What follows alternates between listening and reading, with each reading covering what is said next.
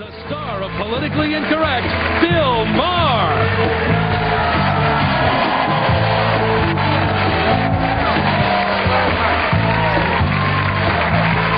Thank you, everybody. It's been our panel. He is the outspoken executive director of the Young America's Foundation and the caretaker of Ronald Reagan's ranch. My old job. Floyd Brown, ladies and gentlemen. How is it up there at the ranch, Floyd?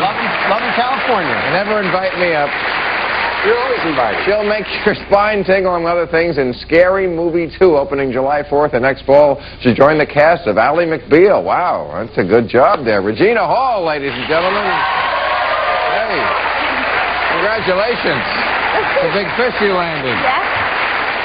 She's the charming actress on the human end of Elysian Cats and Dogs, opening July 4th, Elizabeth Perkins. How you doing?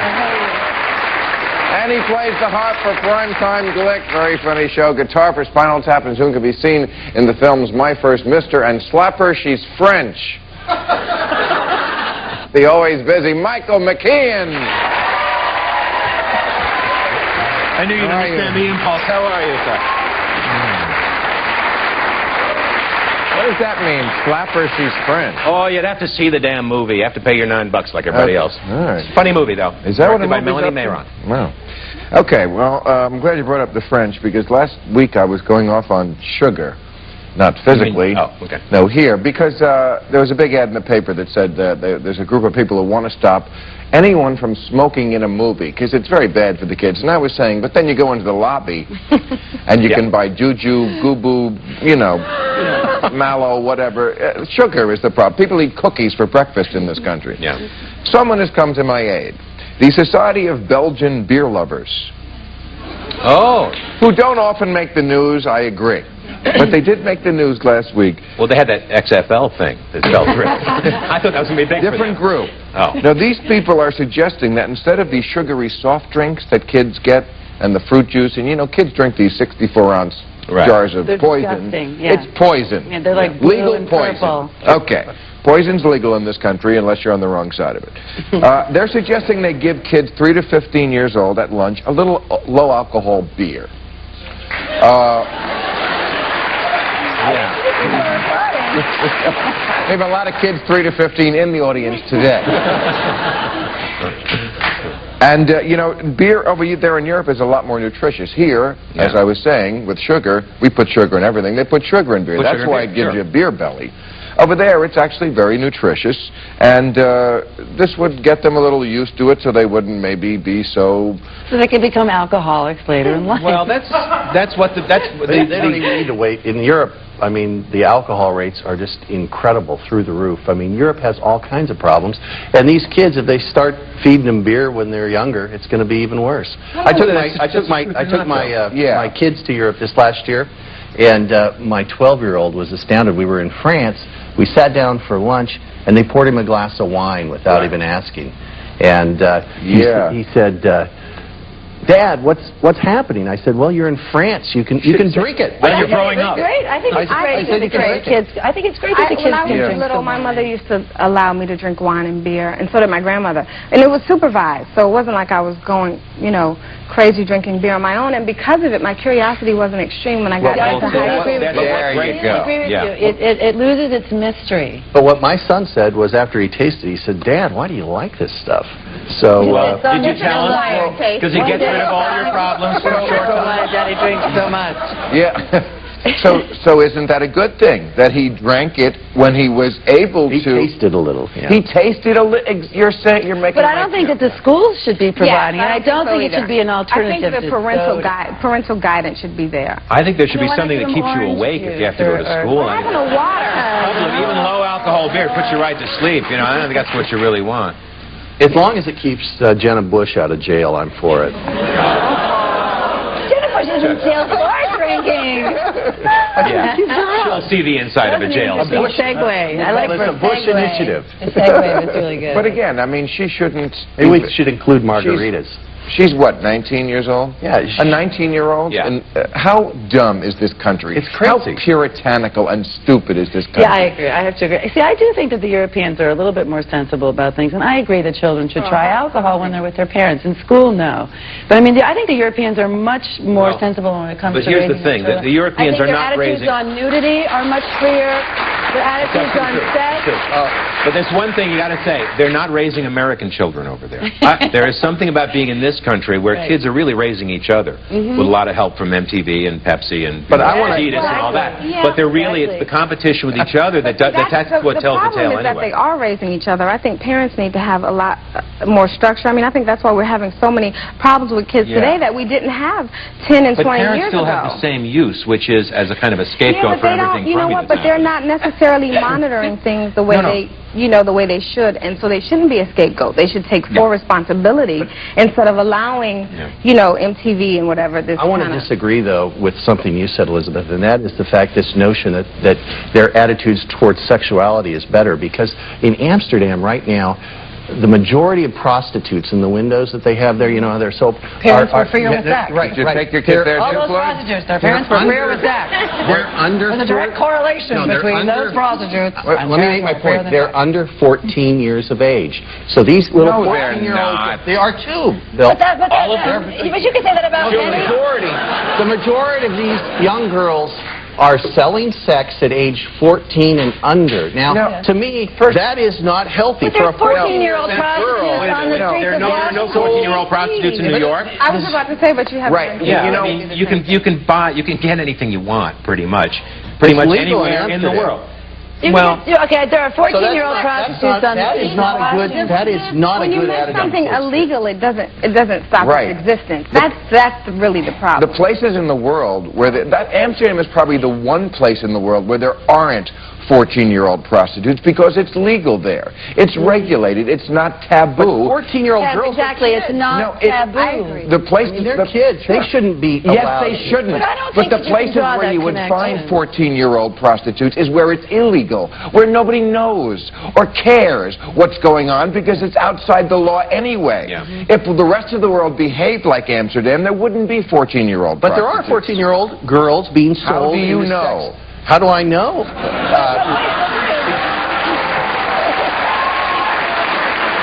I walked around there. I was in Amsterdam a couple of summers ago. I walked around that district on a purely research. Say no more.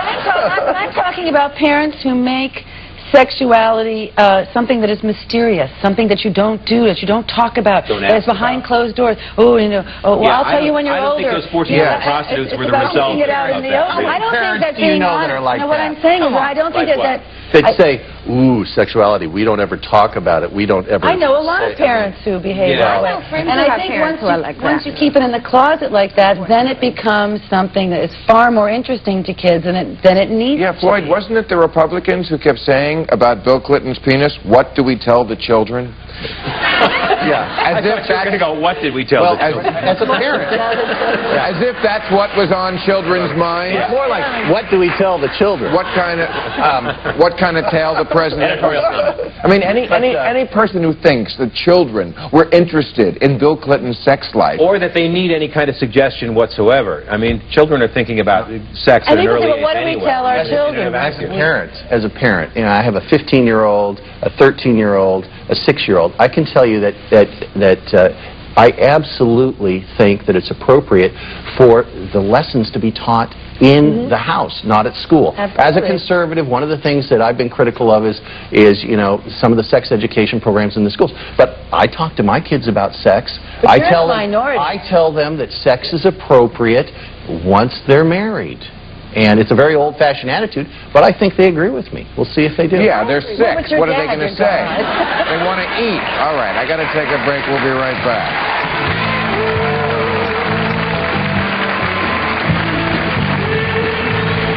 A Publishers Clearinghouse has agreed to a $34 million settlement to settle all allegations that they use deceptive sweepstake promotions. Them? Apparently they were guilty of trying to buy customer loyalty with the promise of checks in the mail. Kind of like the Bush tax plan. Well, reports out of the African nation of Kenya say that preparations for the 3rd season of Survivor have destroyed the environment there and scared away the wild animals. CBS says not true. They say, for one, the wild animals were not scared away. They just got a better offer from Fox. All right, Floyd, I have to eat a little crow here. You are right. In Amsterdam, they handed me this. The show window prostitutes are under 14. However, they are not abused, except of being a prostitute under 14. It goes on to say that in other countries, it's worse than a good spanking, isn't it? The situations are worse. But you are correct about that. All right. Let's see if you're correct about this. Homeschooling. This has been a bugbear of mine for quite a long time, homeschooling. It's again in the news because of this crazy woman who drowned her kids. She homeschooled? But she homeschooled. Waco was a big homeschooled arsenal. Those kids in Idaho about a month ago, remember, who like had a big standoff with the police, homeschooling. You know, when the kid has no other source except what's at home, if the parents are crazy, bad news. Let me tell you why you're totally wrong. Let me tell you. I completely agree with her. Let me tell you why I think you're totally wrong. What you're doing is, if I came on this show and said, you know, there was a homosexual over here that abused a child, ergo, all homosexuals are child molesters, you would say, Floyd, you're full of it, okay? And you'd be right. But you know what? You're doing the same thing to homeschoolers. You're saying, yeah, because there was this wacky lady that drowned her kids, ergo, all homeschoolers are wackos and nuts and... No. What's the crime? It obviously depends on who's doing the homeschool. This woman didn't have like real great parenting skills. Homeschooling is wonderful. In fact, if you look at the spelling bee, spelling bee. I know they do well academically. The homeschool kids are doing great. Right, because they've had one-on-one instruction for their whole life. I don't think you can take two isolated incidents and make it against. But at the same time, I do think there's something to be said for having an opportunity to interact with your peers. Most homeschoolers, believe it or not, are in co-ops, and they actually aren't always being schooled at home by their parents. Oh, so they're actually in school. Okay. No. What they do is parents will specialize. One parent will teach math, one parent will teach English. Well, why not send them to school? Because the schools are failing. I mean, if you haven't, I mean, my kids happen to be in school. Well, then can you make up for what the I'm not school can't do but when there you're are a lot at home? of failing schools. When the schools don't give your children, can you make up for that at home? Because it's like when you go to college, it's not merely about interaction, it's the stuff you learn through other people. Floyd, you made a good point about the analogy you made. So let me re-rack this and say, yes, let's leave aside the bad, the extreme versions of it. But just philosophically, why someone would want to withdraw from society. Isolationism is wrong on the international stage. This is the social version of inbreeding. Why someone wouldn't want to be with society. You have to, at some point, embrace your fellow man. You cannot withdraw. It never works. That's my problem with this. Some people don't want to climb into the sewer, Bill. See, that's how you see the rest of the problem. Why not clean up the sewer? Why not clean up the sewer then? Why because I don't want to live other people's lives. I'd say 50% of what my children learn at So school it is an ideological choice. Oh, it is. Sewer. These are the same conservatives who always run for office by saying how good the American people are. How good they are. If we only had politicians as good as the American people, you know, the sewer. I mean... Just take a drive here in Hollywood. You'll see why people are trying to keep their kids isolated from drugs. Some of them shouldn't be teaching. Some of them shouldn't be teaching anybody, even their own kids. Well, some people who had the impulse to homeschool to keep them out of the sewer or away from whatever influence. Wait a second. I resent that about Hollywood. It's not a sewer. Hollywood and any other real city, New York, London, Paris, San Francisco, Chicago, where people actually tolerate other people who are not like them. They have achieved the highest level of civilization, not the... That's the thing. It's like your kids already know where you're coming from, and they already know, you know, if you probably know a lot about history, for example. How are you in other subjects, or would you have another, you know? Well, that's why they have a lot of these homeschool cooperatives, which are really fantastic. I have a good friend who's a radio host, Kirby Wilbur in Seattle. I think he's been on this show. Yeah. And he teaches sounds a little bundy, though. No, he teaches 2 different cooperative classes in history. He's an expert in history. And it's his take on the history. Yeah, but I mean, his take on the history, and that's what do you get in school? You learn about different cultures, and you see, my children go to school with... But you get a different take every year from a different teacher. Yeah. My children go to school with Latino children, they go with African-American children, they go with Korean children, they go with Greek children. You cannot get that kind of exposure. As long as we're in this building. It's not just white folks that are homeschooling. Homeschooling. White folks. I mean, she said, what? I'm not saying that it's just white folks. I'm just saying. I'm white folk and I'm proud. But when you have the opportunity, whether you're white or black or Latino, and you get to go to school with different people, not just of different races, but of different financial backgrounds, their parents. You know, I mean, every single culture. Exactly. It all matters. At a time when we're looking, my kids are in public schools here in California, so I mean, I'm not homeschooling, but I understand why a lot of these people do, because I've chosen not to. But it seems to me that human institutions work best when there is a system like our government of checks and balances, because we're humans. We're so bad at what we do. We're so prone to error that if you have checks and balances, then maybe it doesn't go to disaster when it goes bad. That's why our government works well. And if it's just home, that's like only having the Supreme Court, and you know what happened there.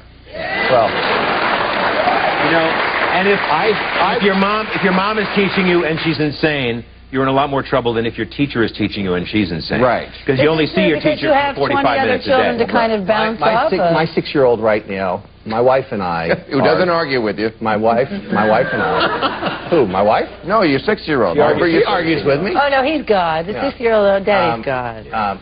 You know, we're teaching her how to read. You know, we're going through a phonics program, and right now we're in blends, and we're working on blends. She's 6, you're a little behind. And, no, I'm not. 6 is not behind. Shouldn't she be reading by 6? She is reading. She's starting to read. Oh, give her a break. She's reading Go, Dog, Go, and books like that. I read Gibbon's Rise and Fall when I was 3, and I was playing bridge with Winston Churchill, and I went to public school. I pitched Gilligan's Island when I was 9 years old. All right, we're talking about the Europeans and how liberal they are. You know, they're not all so liberal. Abortion is still a big taboo, and especially, of course, countries like Ireland, it's very Catholic, Poland. So the Dutch, your favorites, the Dutch, who you were right about, they have an abortion boat where it goes 12 miles out. Attention, Gavin McLeod. Right, there's shuffleboard, an all-you-can-eat buffet, ballroom dancing, and then the abortion. But it docks 12 miles outside so that you're outside of the limit of the country.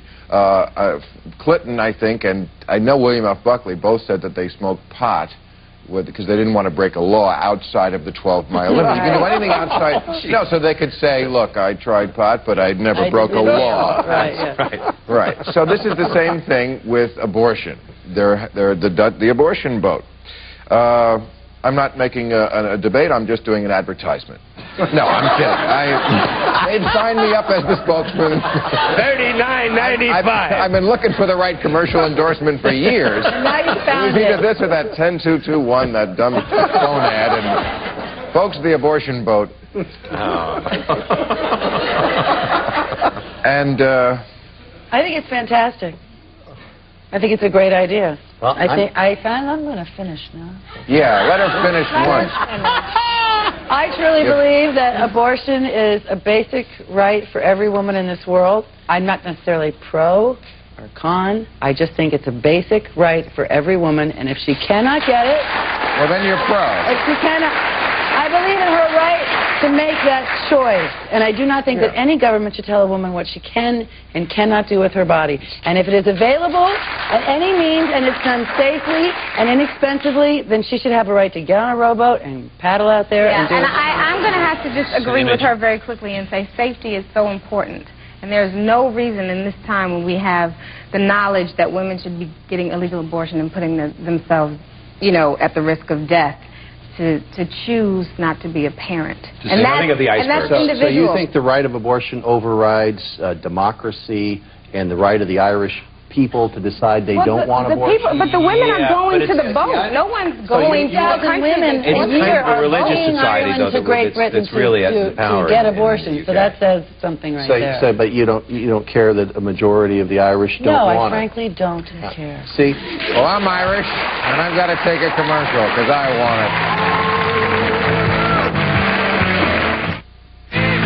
EI is going to the Big Apple. If you'll be in the New York area July 17th through the 19th and would like free tickets, call 1-800-648-6100. All right, don't do any of your homeschooling on the abortion vote. I just wanted to make that clear. Tomorrow, Arsenio Hall, Rick Fox, Daisy Fuentes, and Catherine Edwards.